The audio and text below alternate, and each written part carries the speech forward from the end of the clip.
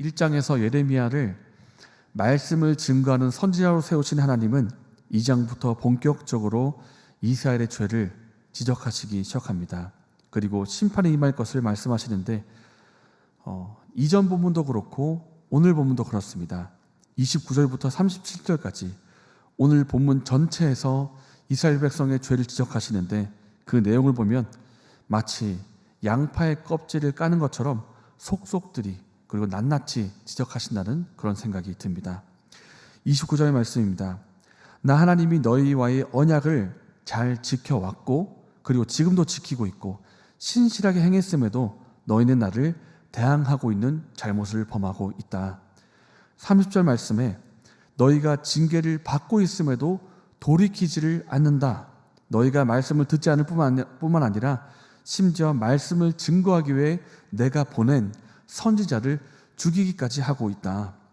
32절에서는 2장 앞부분에 언급했던 이 부부의 비유를 한 번 더 하면서 부부의 사랑을 비유로 들고 있습니다. 결혼한 신부가 결혼 예물을 잊어버릴 수 있겠느냐? 신부가 결혼 예복을 잊어버릴 수 있겠느냐? 이 모든 것은 자신이 신부되었다고 하는 증거가 되기 때문에 잊어버릴 수가 없다. 그러나 너희 이스라엘 백성은 나 하나님을 잊어버렸다. 너희가 나를 잊어버린 그 날수를 셀 수가 없을 정도로 나를 잊어버리고 있다. 그리고 33절에 너희가 나 하나님과의 사랑을 잊어버리고 이제는 누구에게서 사랑을 얻으려고 그렇게 치장하고 아름답게 꾸미고 있느냐.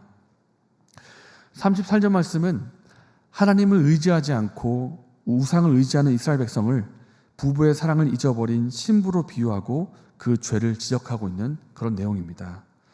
우상 숭배를 하는 정도가 아니라 아주 익숙하고 능숙해서 이제 다른 사람에게 가르칠 수 있을 정도로 우상 숭배를 많이 하고 있다. 이것을 지적하는 내용이 33절 말씀입니다. 오늘의 모든 본문에서 하나님은 이스라엘 백성의 죄를 지적하십니다. 그 지적이 적나라하고 숨김이 없습니다. 하나님께서 이렇게까지 죄를 지적하시고 심판을 말씀하시는 이유가 무엇일까요? 그 이유는 첫째로 그만큼 이스라엘 백성의 죄가 심각하기 때문이고, 그리고 두 번째로 죄의 심각성을 깨닫고 돌이키기를 원하시는 하나님 아버지의 마음이 그 속에 담겨 있기 때문입니다. 다시 말해서 하나님께서 이스라엘 백성을 그만큼 사랑하시기 때문입니다. 한 남녀가 있습니다. 한 남녀가 너무나 서로를 사랑해서 결혼하기로 약속을 했습니다. 많은 증인 앞에서 내가 나의 배우자만을 사랑하겠노라 그렇게 다짐하고 서약을 했습니다. 그런데 시간이 지나면서 한 배우자의 마음이 변질이 되고 이제는 배우자가 아닌 다른 사람을 향해서 그 마음이 향하기 시작합니다. 그리고는 다른 사람과 마음을 나누려고 그렇게 하고 있습니다. 이것을 본 다른 배우자가 어찌 이것을 두고 있겠습니까? 질투를 하든지 경고를 하든지 아니면 마음을 돌이키기 위해서 노력을 하든지 어떻게 해서든지 그 사람의 마음이 돌아와서 회복되기를 간절히 바라며 노력할 것입니다. 왜냐하면 그 배우자를 사랑하기 때문입니다. 하나님과 백성과의 관계가 마치 결혼한 부부와의 관계와도 같습니다. 하나님이 말씀하십니다. 2절 말씀에 여호와께서 이와 같이 말씀하시기를 내가 너를 위하여 내 청년 때의 인애와 내 신혼 때의 사랑을 기억하노니 곧 씨 뿌리지 못하는 땅 그 광야에서 나를 따랐음이니라. 이스라엘아, 너는 나와 결혼한 신부와도 같다. 내가 너의 사랑을 기억하고 있다. 그런데 어째서 너의 마음이 변질되어서 이방신과 우상을 향하고 있느냐? 다시 돌아오라. 이렇게 말씀하고 있는 것입니다. 하나님께서 왜 죄를 지적하시는가? 왜 책망의 말씀하시는가? 그만큼 하나님께서 이스라엘 백성을 사랑하시기 때문입니다. 하나님이 이스라엘 백성을 마음 다해 사랑하시듯 이스라엘 백성도 하나님을 사랑하기를 원하시는데 이스라엘의 마음이 변하여서 이방신과 우상을 향하고 있으니 하나님이 질투하시는 것입니다. 그리고 죄를 지적하시면서 돌이키라고 지적하시고 말씀하시는 것입니다. 하나님께서 이스라엘 백성을 사랑하시기 때문입니다. 하나님께서 동일하게 우리의 죄를 지적하실 때가 있습니다.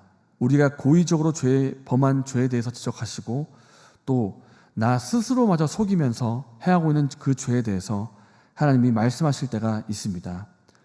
성경 말씀을 통해서 또 설교를 통해서 다른 지체나 여러 환경을 통해서 우리가 죄를 짓고 있음을 지적하실 때가 있습니다.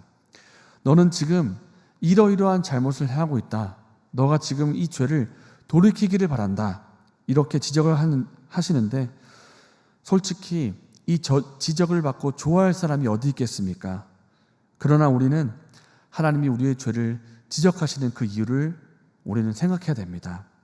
하나님께서 우리를 지적하시고 책망하시는 이유는 우리를 사랑하시기 때문입니다. 우리를 사랑하시고 우리를 돌아오시기를 간절히 바라시기 때문입니다. 사랑하는 여러분, 하나님의 지적이 나에게 올 때, 하나님의 책망이 나에게 다가올 때 이것이 나를 향한 하나님의 사랑 때문임을 기억하기를 원합니다. 그것이 하나님의 사랑임을 깨닫고 하나님께로 돌이키고 돌아가는 은혜가 저와 여러분에게 있기를 바랍니다. 이 시간 말씀 생각하며 기도하겠습니다. 하나님께서 우리의 죄를 지적하실 때 그것이 돌이키라고 하시는 하나님의 사랑임을 깨닫고 주께로 돌아가는 우리가 되게 하여 주시옵소서. 이렇게 기도하시고 또 오늘에 있을 모임을 위해서 기도해 주시고 또 자유롭게 기도하시고 돌아가시겠습니다.